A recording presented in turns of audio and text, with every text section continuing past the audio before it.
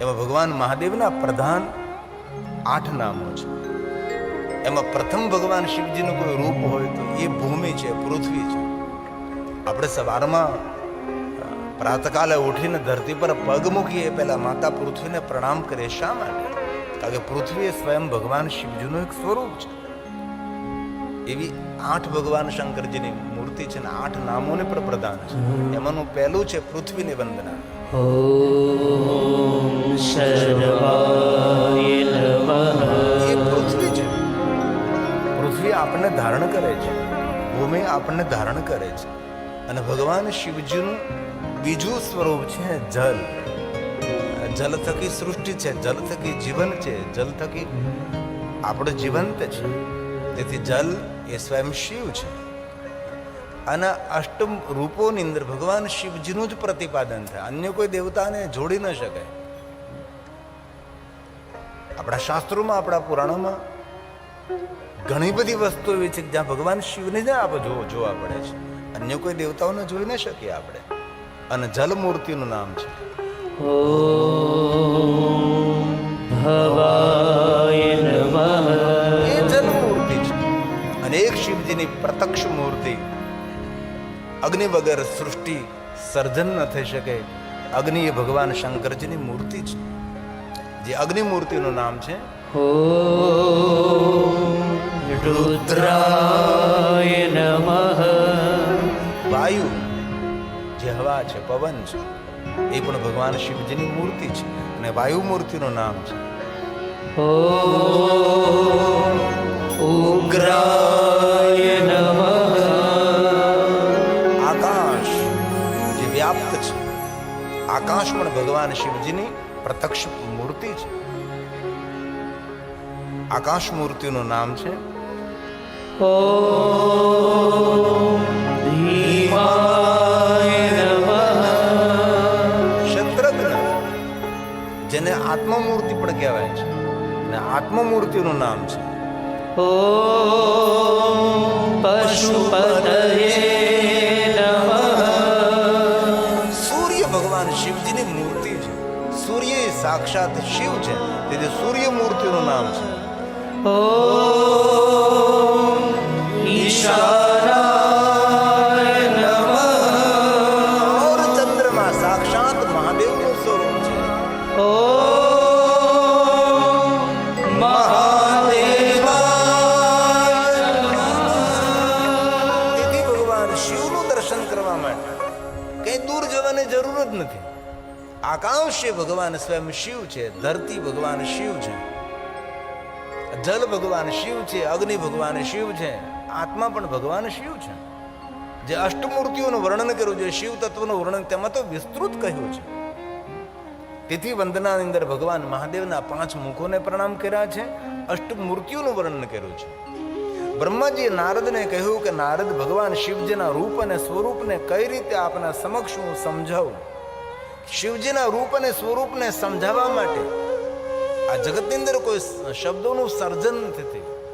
ભગવાન શિવજીનું રૂપ, સ્વરૂપ, સ્વીકાર અને સમર્પણ એ દેવ સૃષ્ટિ અંદર શ્રેષ્ઠ છે. બ્રહ્મા નારદને કહે છે, નારદ,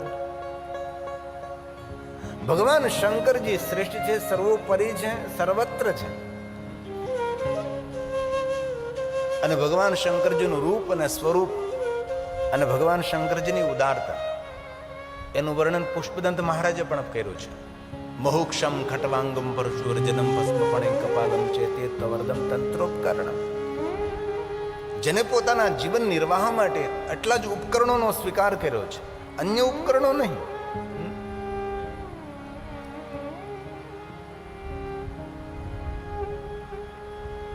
મહાદેવના ભક્તોને આ સ્તોત્ર કંઠસ્થ હોય છે. તેની અંદર ભગવાન શંકરજીના ઉદારતા, ભગવાન શિવજીનો સ્વીકાર અને સ્વરૂપનું સુંદર સુંદર વર્ણન છે. એમાં પહેલો સ્વીકાર થાકેલો બળદ, ખેતીમાંથી કામ કરી નીકળેલો બળદ. આપણે શિવાલયમાં જે પ્રણામ કરવા જઈએ છીએ, મોક્ષ, તેનો અર્થ થાય છે બુઢો બળદ, થાકી ગયેલો બળદ. જેને જીવન પર્યંત ખેતીમાં કામ કર્યું છે, માનવના અન્ન ભંડાર ભર્યા છે, જે ગાય માતાનું સંતાન છે. ભગવાન શંકરજી શિવાલયમાં તેને સ્થાન આપ્યું. ભગવાન મહાદેવે આખલાનો સ્વીકાર નથી કર્યો, વ્રત બળદનો સ્વીકાર કર્યો. મોક્ષનો અર્થ આખલો ન થાય, મોક્ષનો અર્થ થાય છે વૃદ્ધ બળદ, થાકી ગયેલો બળદ. ખેતીમાં કામ કરી કરીને માનવના અન્નભંડાર ભરી ભરીને પોતાના જીવનને માનવ જાત માટે સમર્પિત કરે છે. એનો સ્વીકાર ભગવાન શંકરજી. તેથી શિવાલયની અંદર આપણે મોક્ષને પ્રણામ કરીએ છીએ, બુઢા વૃદ્ધ બળદને પ્રણામ કરીએ છીએ, નહીં કે આખલાને. આ ભગવાન શંકરજીનો શ્રેષ્ઠ સ્વીકાર છે. આ પણ વસ્તુ પુષ્પદંત મહારાજે વર્ણવી છે. મોક્ષગટવાંગમ પરશુરજિનં ભસ્મફણિનં કપાલં ચેતીય તવ વરદતંત્રોપકરણં. બસ આટલું નિર્મા.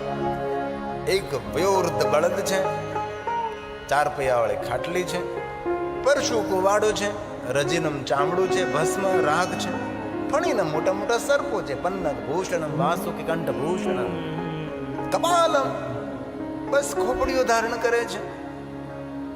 વરદ ભગવાન મહાદેવનું નામ છે વરદ. દુનિયાના દરેક વરદાનો આપવામાં જે સામર્થ્ય ધરાવે છે, તેથી ભગવાન શંકરજીનું સંબોધન કર્યું છે વરદ તંત્રોપકરણ. આટલા ઉપકરણો વડે આપનો જીવન નિર્વાહ આપ કરો છો ભગવાન.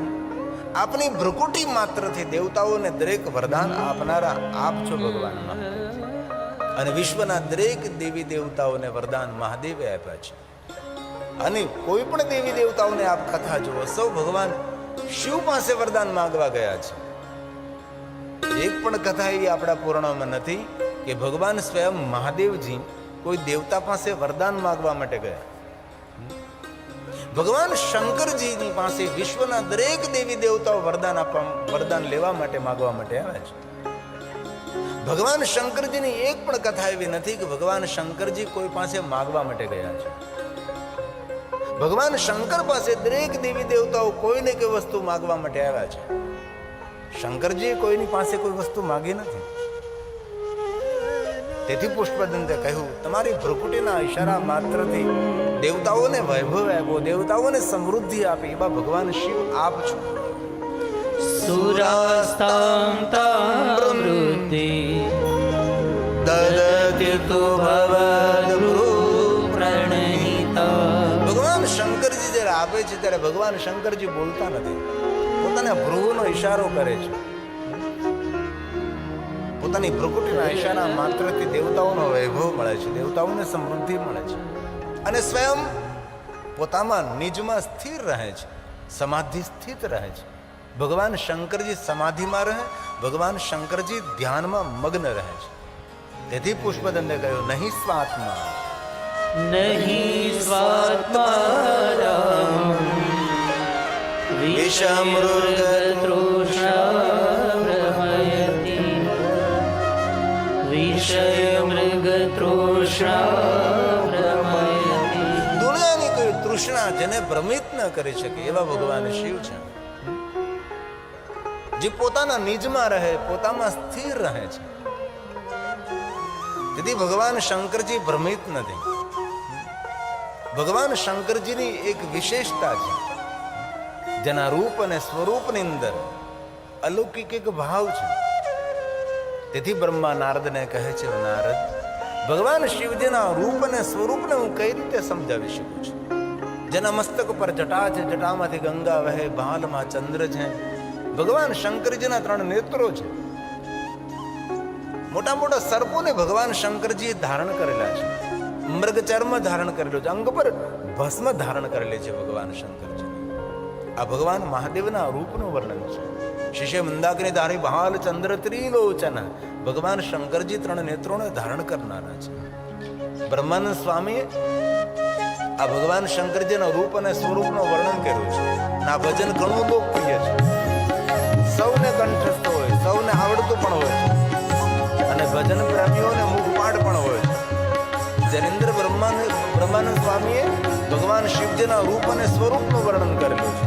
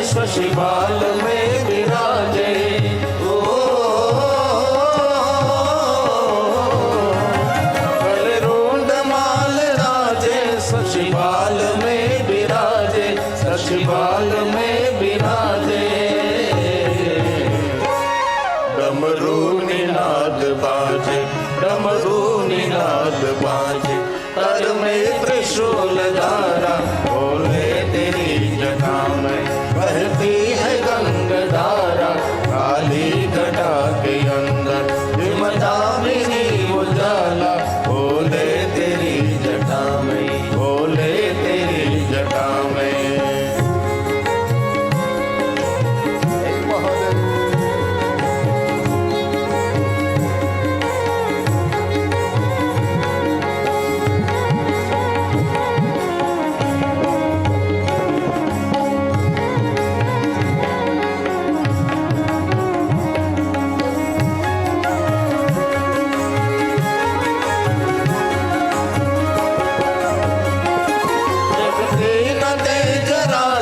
कटिबंध नाग फांसी हो,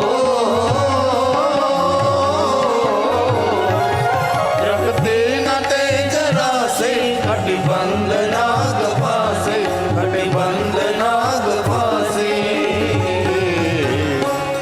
गिर जाए संग दास, गिर जाए संग दास, सब विश्व के आधारा बोले तेरी जटा में बहती है गंगाधारा, काली घटा के अंदर हिमदामिनी उजाला बोले तेरी जटा में, बोले तेरी जटा में।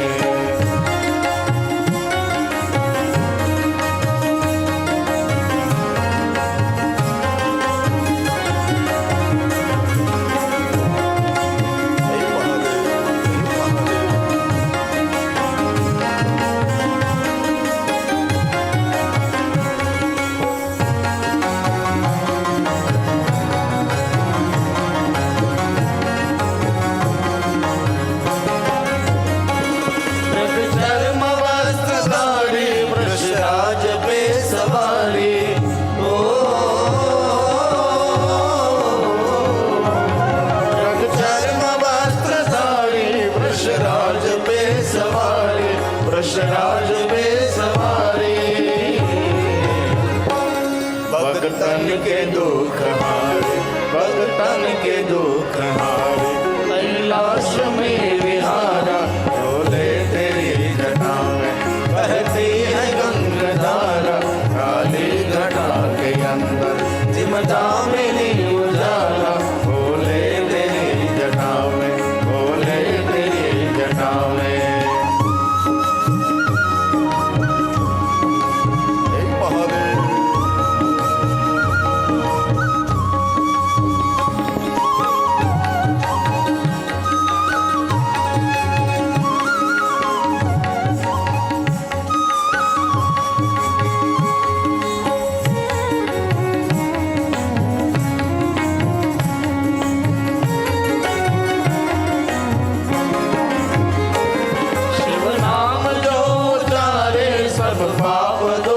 हारे हो,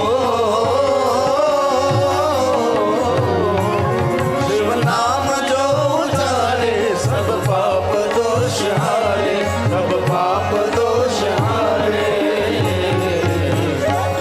ब्रह्मानंद ना विचारे, ब्रह्मानंद ना विचारे, भव सिंधु पार तारा बोले तेरी जटा में बहती है गंगाधारा, काली घटा के अंदर हिमदामिनी उजाला बोले तेरी जटा में, बोले तेरी जटा में, बोले तेरी जटा में। બ્રહ્મા નારદને કહે છે, નારદ ભગવાન શંકરજીના રૂપ અને સ્વરૂપ અને તેના વિસ્તારનું વર્ણન કરવું એ શબ્દોની સીમા છે નારદ. પણ હે નારદ, આપની આંખો દ્વારા જે આપ જોઈ રહ્યા છો એ બધું જ ભગવાન શિવ અને શક્તિ દ્વારા નિર્માણ થયું છે નારદ. તેથી નારદ, ભગવાન શિવ અને શક્તિ એ જગતના માતા પિતા છે, જગતના રચયિતા છે. નારદ બ્રહ્માજીને કહે છે, બ્રહ્માજી ત્યાર પછી શું થયું આપ મને કહો. ભગવાન શિવનું પ્રાગટ્ય થયું, આદ્ય શક્તિનું પ્રાગટ્ય થયું. શિવ અને શક્તિ દ્વારા એક દિવ્ય પુરુષનું પ્રાગટ્ય થયું જે જગતના પ્રથમ પુરુષ છે. નારદ કહે, પિતા બ્રહ્મા જગતના પ્રથમ પુરુષ, અતિ સુંદર દિવ્ય પુરુષ જે શિવ અને શક્તિ દ્વારા પ્રગટ થયેલા છે. જેમની સુંદર રૂપ, જેનું સુંદર દિવ્યતાથી ભરેલું સ્વરૂપ, સુંદર શ્રેષ્ઠ જેની આકૃતિ છે, કમલ જેવા જેના નેત્રો છે, મનોહર શ્રેષ્ઠ જેનું રૂપ અને સ્વરૂપ છે, જે શિવ અને શક્તિ દ્વારા પ્રગટ થયેલા પ્રથમ પુરુષ છે, જે પહેલા પુરુષ છે. શિવ કોણ છે? શિવ તો આદિ છે, આદિ પુરુષ છે. આદિ પુરુષ દ્વારા પ્રગટ થયેલા પ્રથમ પુરુષ, એમનું રૂપ કેવું? નવકંજલોચન કંજ મુખ કર કંજ પર કંજારુણમ કંજ પર કંજારુણમ નવકંજલોચન કંજ મુખ કર કંજ પર કંજારુણમ કંજ પદ કંજારુણમ કંજ પદ કંજારુણમ. પ્રથમ પુરુષના મુખમાંથી શબ્દો પ્રગટ થયા કે હું કોણ છું. આ જગતનો ને વિશ્વનો બ્રહ્માંડનો પહેલો પ્રશ્ન છે કે હું કોણ છું. તબ ભગવાન શિવ અને શક્તિએ કહ્યું છે, નિરાકારમાંથી પ્રગટ થયેલા આદિ પુરુષ, આદિ પ્રકૃતિ. આદિ પુરુષ અને આદિ પ્રકૃતિમાંથી પ્રગટ થયેલા આપ પૂરા વિશ્વમાં વ્યાપેલા રહેશો. તેથી સાંભળો, આ શ્લોક ભગવાન શિવ અને શક્તિ બોલ્યા છે. એકલા શિવ પણ નથી બોલ્યા, એકલા શક્તિ પણ નથી બોલ્યા. એ પ્રથમ પુરુષ આપ આદરથી સાંભળો. સ્વયં શિવ કહે, શક્તિ કહે, વિષ્ણવતી વ્યાપકત્વાતે પૂરા વિશ્વની અંદર તમે વ્યાપેલા રહેશો, તેથી તમારું નામ વિષ્ણુ રહેશે. જે ભગવાન શિવ અને શક્તિ દ્વારા પ્રગટ થયેલા પ્રથમ પુરુષ છે, જે પહેલા પુરુષ છે. વૈષ્ણવતી વ્યાપકત્વાતે પૂરા વિશ્વની અંદર તમે ફેલાયેલા, વિસ્તરેલા રહેશો, તેથી તમારું નામ વિષ્ણુ રહેશે. અને સાંભળો, આ નામ તમારું મોટી ખ્યાતિને પ્રાપ્ત થશે. હજી તો સૂર્ય નથી, ચંદ્ર નથી, કોઈ ગ્રહ નથી, કોઈ તારા, કોઈ નક્ષત્ર નથી. એ સમયે ભગવાન શિવ અને શક્તિ દ્વારા પ્રગટ થયેલા પ્રથમ પુરુષને કહે છે, આ નામ તમારું સૃષ્ટિ સર્જનમાં મોટી ખ્યાતિને પ્રાપ્ત થશે. તેથી સ્વયં શિવ શક્તિ બોલ્યા છે, વિષ્ણવતી વ્યાપકત્વાતે નામ ખ્યાતં ભવિષ્યતિ. ભવિષ્યમાં આ તમારું નામ મોટી ખ્યાતિને પ્રાપ્ત થશે. વર્તમાન યુગની અંદર જોઈએ તો વિષ્ણુ ભગવાન કેટલું મોટું ખ્યાતિ પામેલું. આ વચન ભગવાન શિવ અને શક્તિ આપેલું. પહેલું નામ આપનું વિષ્ણુ રહેશે, અને જગતનું સર્જન થતા નામ ખ્યાતમ ભવિષ્યતિ. અને જેવી રીતે યુગ વીતે, કલ્પ વીતે, તે રીતે અનેક નામોથી આપ પ્રગટ થશો જગતની અંદર. અને ભગવાન શિવ અને શક્તિ કહ્યું છે, બહુન્ય જ્ઞાની નામાની ભક્ત સૌખ્ય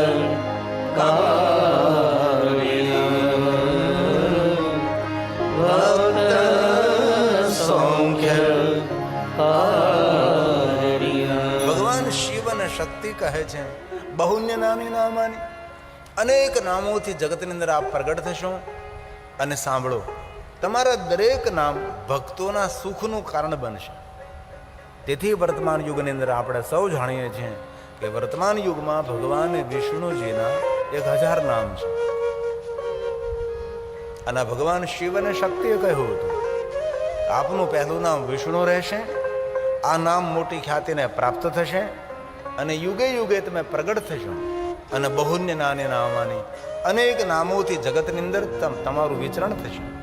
અને જે કોઈ તમારા નામનો પાઠ કરશે, જે કોઈ તમારા નામનો પારાયણ કરશે, તેને આ જગતના સુખની પ્રાપ્તિ થશે. આ ભગવાન શિવજીએ વચન આપેલું છે. નામ કોઈ ભગવાન વિષ્ણુના ભજે છે, અને વરદાન ભગવાન શંકરજીએ આપ્યું છે કે વિષ્ણુ ભગવાનને કોઈ 1000 નામનો પારણ કરે, કોઈ પાઠ કરે, તો તેને દુનિયાના દરેક સુખો પ્રાપ્ત થશે. તેથી એવું નથી કહ્યું કે વૈષ્ણવોએ જે વિષ્ણુ ભગવાનના 1000 નામનો પાઠ કરો. નર નારી કોઈ પણ મનુષ્ય માત્ર માટે ભગવાન શિવ જે કહ્યું છે, હે વિષ્ણુજી, જે કોઈ તમારા નામનું પારણ કરે છે તેને જગતના સુખ પ્રાપ્ત થાય. તેથી વર્તમાન યુગમાં અનેક એવા ભગવાનના ભક્તો હોય છે કે રોજ માટે ભગવાને વિષ્ણુજીને 1000 નામનો પાઠ કરે.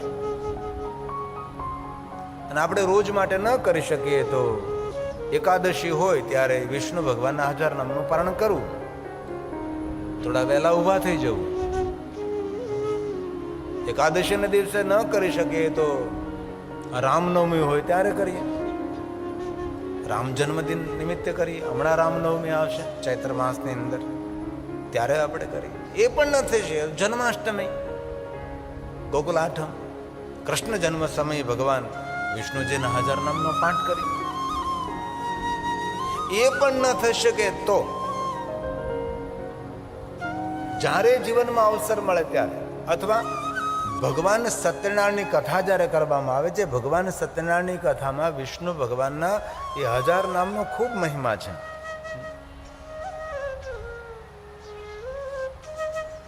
પણ 1000 નામનો ભાગ્ય જ કોઈ પારણ કરતા હોય છે. 108 નામ ભગવાન વિષ્ણુજીના બોલી લે છે. ભગવાન સત્યનારાયણની કથામાં કથાનો અનેરો મહિમા છે.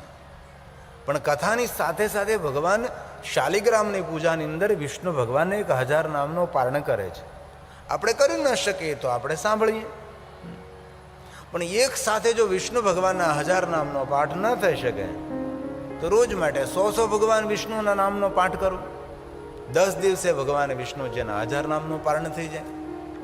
એ પણ આપણી પાસે સમય ન હોય તો રોજના 50 નામ બોલીએ તો 20 દિવસે ભગવાન વિષ્ણુજીના 1000 નામનું પારણ પૂરું થાય.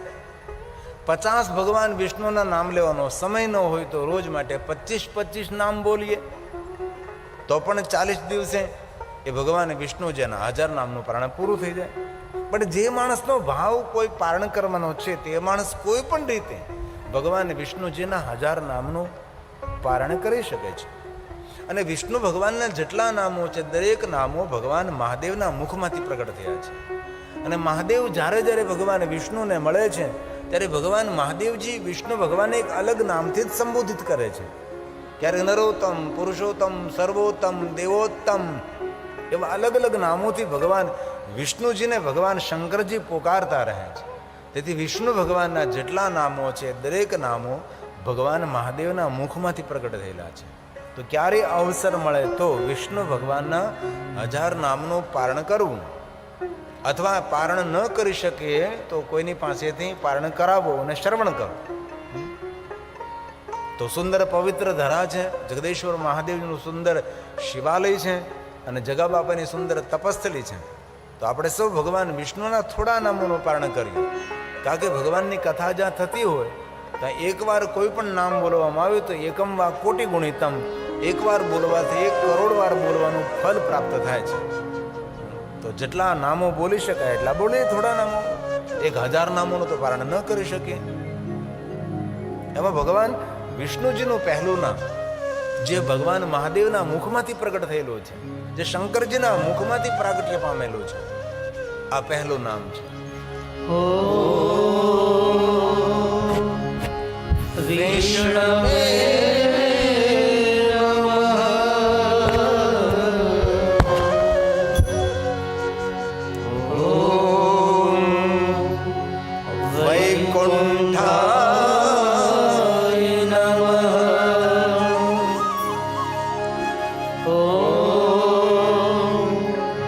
વિષ્ણવે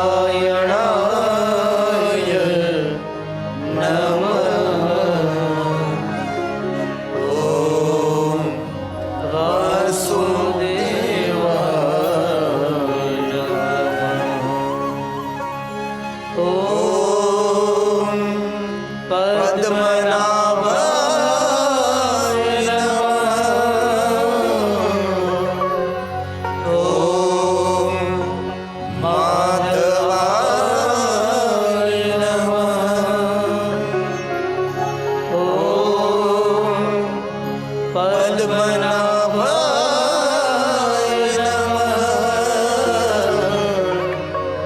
ઓમ માધવાય નમઃ. ઓમ ગોવિંદાય નમઃ. ઓમ ચતુર્ભુજાય નમઃ. ઓમ ગોવિંદાય નમઃ. ઓમ ચતુર્ભુજાય.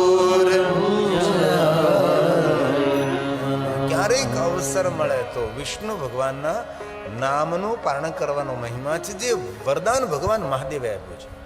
જે વિષ્ણુ ભગવાનના 1000 નામનું પારણ કરે છે તેને જગતના સુખ પ્રાપ્ત થાય, તેને દુનિયાના સુખ પ્રાપ્ત થાય.